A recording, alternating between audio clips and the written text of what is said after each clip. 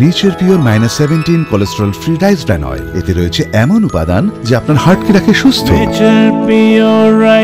আপনার হৃদয় সত্যিকারের বন্ধু। অমাবস্যার পুজো করার জন্য রাখা ছিল ফল।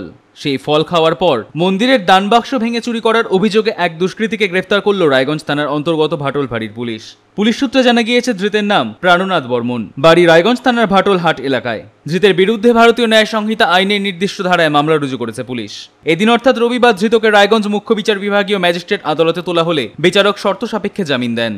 পুলিশ সূত্রে জানা গিয়েছে গতকাল রাতে ভাটল এলাকার একটি কালী মন্দিরের দরজা ভেঙে পুজো করার সমস্ত ফল সাবার করে দানবাক্স ভেঙে টাকা চুরি করে পালানোর সময় 4 জন দুষ্কৃতীর মধ্যে একজনকে ধরে ফেলে গ্রামবাসীরা। অপর 3 দুষ্কৃতী সেখান থেকে পালিয়ে যায়। অভিযুক্ত দুষ্কৃতীকে উত্তম মধ্যম ধোলাই দিয়ে পুলিশের হাতে তুলে দেওয়া হয়। পুলিশ সূত্রে জানা গিয়েছে অভিযুক্ত দুষ্কৃতীরা ব্রাউন সুগার আসক্ত। বাকি 3 জনের খোঁজে তল্লাশি শুরু করেছে ভাটল ফাঁড়ির পুলিশ।